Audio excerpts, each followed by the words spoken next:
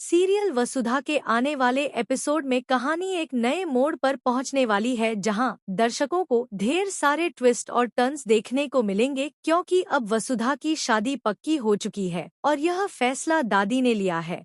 जैसे ही यह खबर देव को मिलती है, उसका दिल टूट जाता है और वह गहरे सदमे में चला जाता है, क्योंकि देव सोच रहा था कि गांव आकर वह वसुधा को मनाएगा, उसे उदयपुर ले जाएगा और फिर उसके साथ एक नया सफर शुरू करेगा। लेकिन किस्मत ने तो कुछ और ही तय कर रखा था और कहानी ने यहाँ पर एक बड़ा मोड़ ले लिया।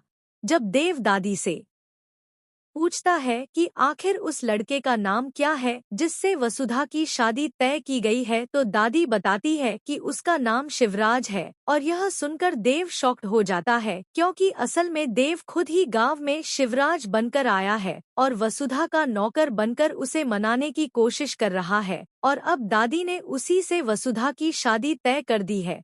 इस बात से देव अंदर ही अंदर खुश भी हो जाता है, लेकिन सबसे बड़ा झटका वसुधा को लगता है, क्योंकि उसे इस बात की जरा भी भनक नहीं थी।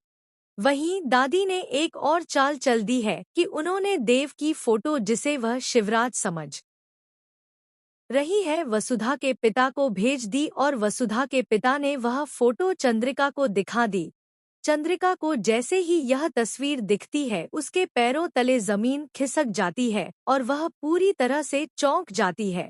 अब असली ड्रामा यहीं से शुरू होगा, जब चंद्रिका यह जान जाएगी कि गांव में जो नौकर शिवराज है वही देव है, और अब वह वसुधा से देव को कैसे अलग करेगी, यह देखना सबसे ज्यादा दिलचस्प होगा।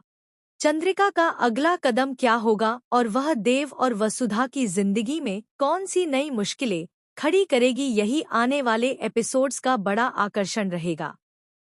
फिलहाल दर्शकों को एक के बाद एक चौंकाने वाले ट्विस्ट देखने को मिल रहे हैं, और इस शादी के पक्के होने से कहानी ने पूरी तरह से नया रंग ले लिया है। अब देखना यह होगा कि देव अपनी पहचान कब और कैसे वसुधा के सामने खोलेगा, और क्या वसुधा उसे माफ कर पाएगी या फिर इस शादी में कोई नया तूफान आएगा। कहानी किस ओर जाएगी, यह देखने के लिए दर्शकों को आने वाले एपिसोड्स का इंतजार करना होगा।